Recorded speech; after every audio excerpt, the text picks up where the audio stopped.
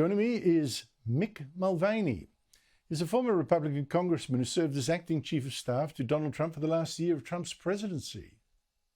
Mick Mulvaney, thank you so much for your time. I mean, that has to be the most dramatic entrance that a presidential candidate has ever made at a national convention of either party.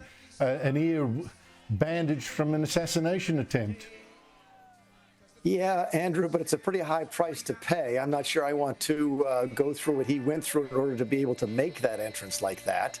But yeah, it's pretty dramatic. And my guess is there's going to be a tremendous amount of tension this weekend to the convention because of what happened on Saturday. And that Thursday's event will be even more dramatic than what we saw tonight here in the U.S. The Republicans at that convention seemed extremely fired up, not in an aggressive way. I mean, if the bullet had gone a couple of millimeters to the right, I think it'd be a very different mood. But almost like they've got a champion that cannot be destroyed, whether it's by a bullet or by this incredible legal action that the Democrat prosecutors have launched or whatever. It's just been extraordinary. And he seems actually almost serene just looking at him that he's got this. I noticed the same things. As you probably know, I've spent a little bit of time with him, and he looked serene. That's a wonderful way to put it. Keep in mind that the word went out from the Republican National Convention to all of the speakers, all of the participants, that unity was going to be the theme here, that revenge was not going to be the theme, that anger over the shooting was not going to be the theme, that attacking the other side, well, there'll still be a little bit of that, but not in the same way. That clearly the candidate, Donald Trump, has decided to change the mood of this convention. Yes, a lot of people are commenting on that. I was wondering whether it is a Donald Trump we haven't seen or one that wasn't there to see. I just wonder, Mick Mulvaney, the choice now of his running mate, that's been announced. He announced it on his Truth Social. The choice of JD Vance, an Ohio senator who's only been there for 2 years. I mean, he's not a guy you'd look to immediately step in as president should the worst happen. He doesn't bring a constituency like a black constituency or a Latino constituency that Senator Marco Rubio might have done. It seems to me this is a choice you would make if you thought you had the election in the bag and you wanted someone that you would be happy to work with. I think that's exactly right. I disagree a little bit with the experience thing. Keep in mind, he's been in the Senate just as long as Barack Obama was. He had a fairly successful private life before that. He served in the military and so forth. So he does have that. He doesn't have the constituency. You're absolutely right. Ohio, the state that he is from, is really not at risk. It's solidly in the Trump camp. But I think you hit the nail on the head. It was Eric Trump today earlier who on Sky News mentioned the word chemistry.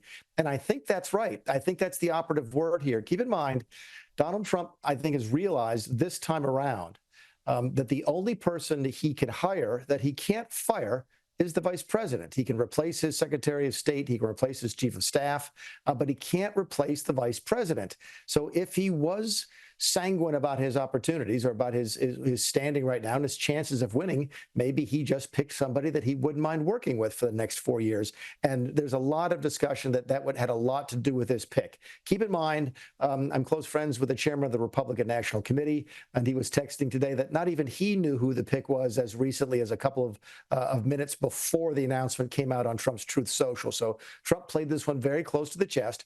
But I think your instincts, Andrew, are right. Trump thinks he's in the driver's seat. He thinks it's his election to lose. I think he's right about that. And he just wanted a vice president he thinks he can work well with. But yeah, the guy started with absolutely nothing. It's a wonderful story. Keep in mind, Senator Vance is from Ohio. He's from Eastern Ohio. And if you don't understand the geography of the U.S., and a lot of folks who live here don't, that's almost closer to Pennsylvania than Western Ohio is to Eastern Ohio. It's very similar. It's sort of the Appalachian Mountains region of our country. And that area of the country is very similar, even though you're in a different state. So I think that the Trump team is hoping he can deliver that message in Western Pennsylvania, which is a swing state.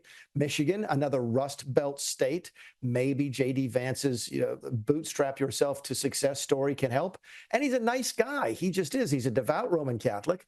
And that might help sell in Wisconsin and Minnesota. So we're talking with a member of the Republican leadership from Minnesota today, and he thinks that with JD Vance in the vice presidential slot, Minnesota will be now a swing state, a state that Trump might be able to pick up. So it's a lot of dynamics there. But I keep coming back to the chemistry issue that Eric Trump raised. I think all of those other things we've just mentioned are a bonus.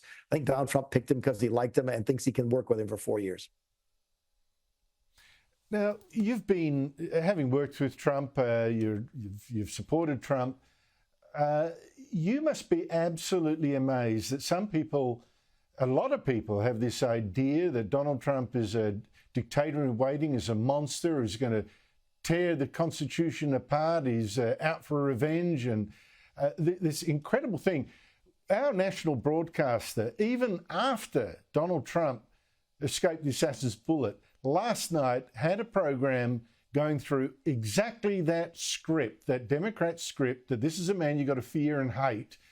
How do you explain that dichotomy of the man you see and the man that the elite media, so to speak, presents? Well, you use the right word, and that's the elite, the elitist in this country.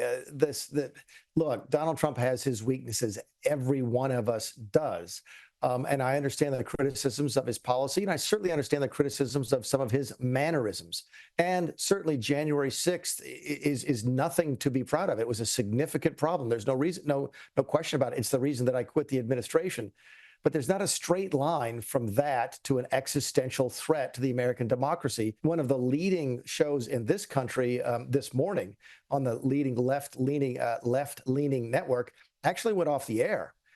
They did not have a show on today because the network was concerned about what the people on that show might say. So there is certainly a heavy dose of what we call Trump derangement syndrome. People for whom Donald Trump really is the devil. He really is Adolf Hitler reincarnated.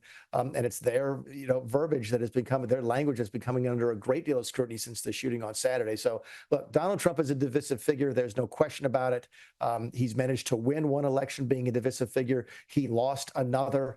I think one of the most interesting things in the next 72 hours is going to be, is he going to try to win in 2024, continuing that divisiveness, taking the theory that his side is larger than the other side, or is he going to try and pivot and be somewhat of a unifier? I think that would be fascinating to watch. But in light of the shooting on Saturday, it's certainly not outside the bounds of possibility. No, I think it's really interesting whether he can maintain it, but I think it's an absolutely winning formula. That show you mentioned, of course, was the Morning Joe. And if I was employing Joe Scarborough, I wouldn't trust him within a cooey of a microphone either right at the moment. But there you go. Mick Mulvaney, thank you so much for your time. Andrew, all the best. We'll talk soon.